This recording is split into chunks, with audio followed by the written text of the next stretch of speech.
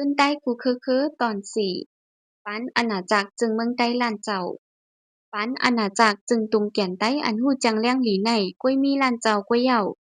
ล้านเจ้าอันเซ็งแขเขาออกว่านานเจ้านั่นหวังว่าเจ้าดังจันไต้มาตังเมืองตีในก็เปิ้นไล่ถูกแขเขาพึดอีลงมา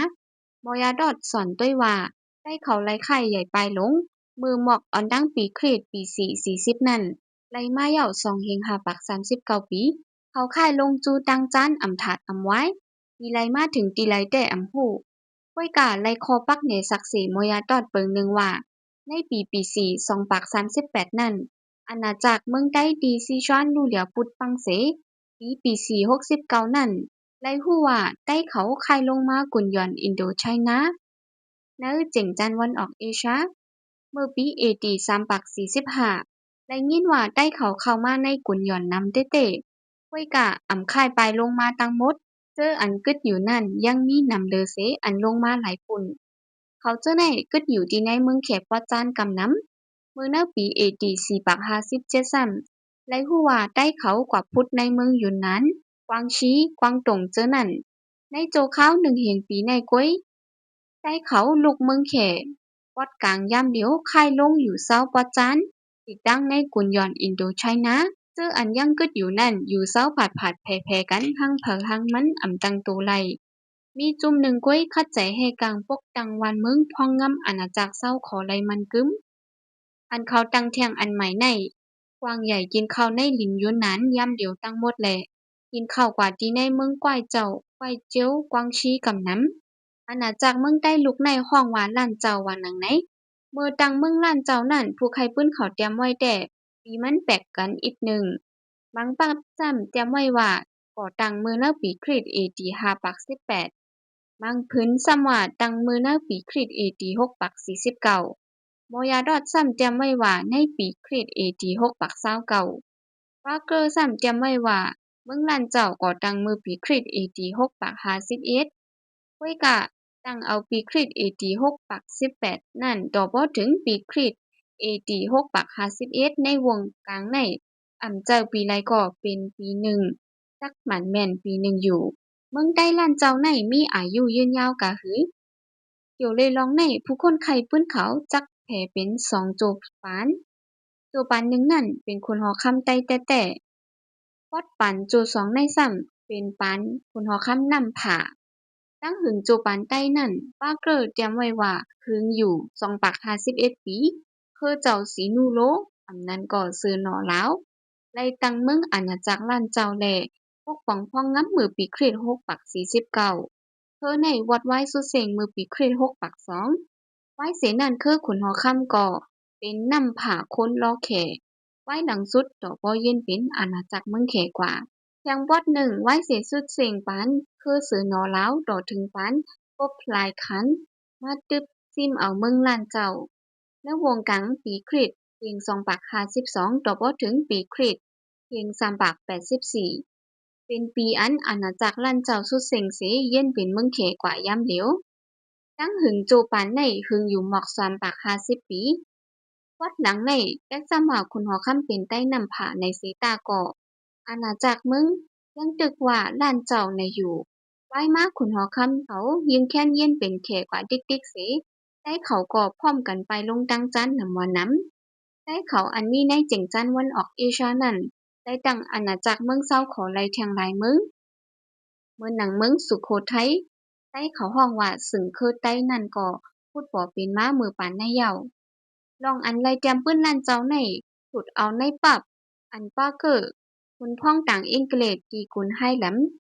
อิดแจมไว้สิเป็นแผ่มือหน้าปีคริสเพียง8ปาก94ไล่มาเหย้าปาก6ปีไว้นั่นไล่หันมันเจ้าไหนก็ไล่ถุดเอามาในลิเขแทงสืบหนึ่งก็เปิ้นไหนอำว่าจื้อสังเซอำว่าบางเมี้ยวในทำกว่าง่ายเหมือนสิงความเขไว้ก็เปิ้นไล่ถุดเอาในลิเขเขามาแลจังเป็นนั้น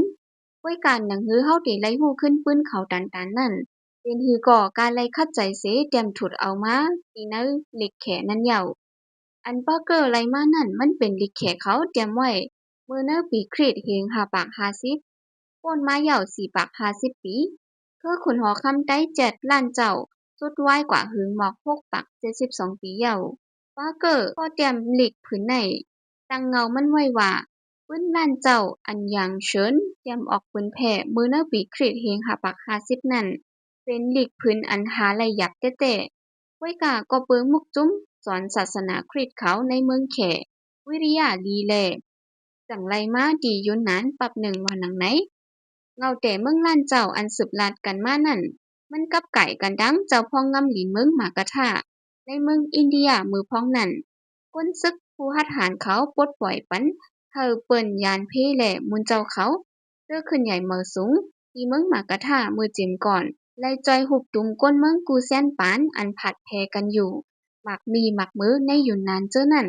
มาอยู่ภายใต้ห้องงำไปเมืองตัวเก่าเจ้านั่นลองตั้งเงาปื้นมันแต่เข้าบ่ไหลหูถึงว่าอยู่หนังเก่าก็บ่ถึงปีคริสต์8ปากนั่นจงเมืองหมากะทาในมีอาณาจักรมาถึงเหรียญดินปันเจ้าหอแสงล้านเจ้าปอดวันตกลาวมือก่อนแหล่เจ้าหอแสงใต้มือก่อน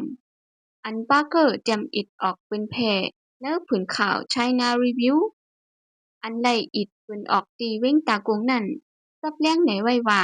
พอความอันโยยิ่งถังเถิมว่าอยู่เจ้านั่นมันเป็นอันแดมันว่าในอยู่ต่อใจฮินโตอันปลดปล่อยเปิ้นยานเพนั่นได้ตั้งโตเป็นขุนหอค่ำเสจัดกันไปพองงามหวานเมือง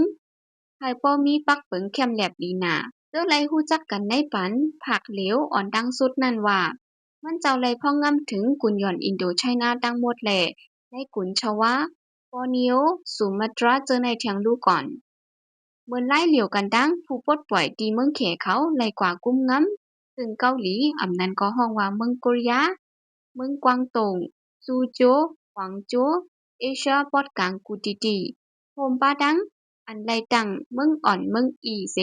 ไว้ลื่นมาไลจมหายเข้ากว่าที่นะอาณาจักรเจ้าวงแขกว่าเจ้านั่นอยู่ยาวตอนอันเดสืบใครกว่าในแต่ปาเกอร์ตักเตใครเนลองแขและอินเดียใครยาวไว้อยู่ไว้กะมันนำป้อคึกสังลงลางหนังเก่าแต่เอามาลัดใครในมันเป็นรองปื้นศาสนาในเมืองลานเจ้ามาเกี่ยวข้องกันดังเมืองหมากะทานั่นเยาซับแล้งแหนไว้ว่าก้นเจอคือใต้เขาได้นับย้ำพุทธศาสนามาในดีเอมันดังเอาเจมือหมอกปีคริสต์พกปาก51มายังตีเป็นออนดังเสนั่นดูก่อนว่านังไหนพื้นเมืองล้านเจ้าลัดกว่าเทียงว่า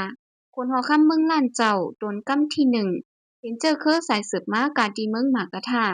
มันเป็นก้นมีศรัทธายุ่งย้ำพุทธศาสนาพระเป็นเจ้านั่นก้อนหนึ่งผู้แทมปื้นเมืองล้านเจ้าก็ในยังแต่โหความไว้ว่าคนหอคำเมืองล้านเจ้าโดนที่หนึ่งในได้สืบสายเจอคือมาดีเมืองลังกาอำนั้นห้องว่าเมืองสีโหแทงในก่อนเพื่อนั้นแหละมือย่ำนั่นเขาจังไรมีย่าหืนผืนถ้ำศาสนาความสอนพระเป็นเจ้าอันลูกตีลังกามานำหนาแลจำบ่ไข่ปองใจว่าเมืองลังกาในเป็นเงาหักที่พูดเป็นศาสนาพระเป็นเจ้ามาวันในอยู่มานเขาได้ซ้ำแค้นหึงหรือกว่าเสนันเทียงก่อนในปื้นเขาเตรียมไว้ว่าคุณหอค่ำเขาสืบเอาเจอสายมาดีเพื่อขุนสากีวังอันเป็นพี่น้องพระเป็นเจ้ากำเหลียวในแทงม่านเขาก็เหมือนไล่เหลียวกันดั้งเขเลยจะป่านนางเก่า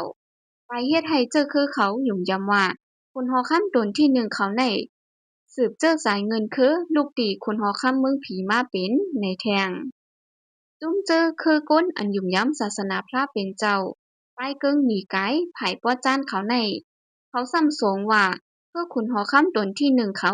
สืบเจอสายมาดีคือพระเป็นเจ้าอำนั้นก็ลูกดีเมืองหมากะทาอำนั้นก็ดีเอสุดมันลูกดีเมืองลังกามาในร้อนๆลองอันก้นได้เขาหับเอาฟินเปิงเมืองอินเดียนำหรือฟินเปิงแขมาในลูกตาตีอยู่ด้านเซ้าซ้ำอยู่จำแข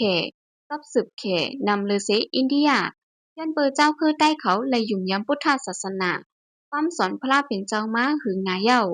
ดีเอสุดมันตั้งเอาเจมือปานเขาตังมึงมีอยู่ดีล้านเจ้าอำนั้นก็แบบดีหึงเสในเทียงก่อน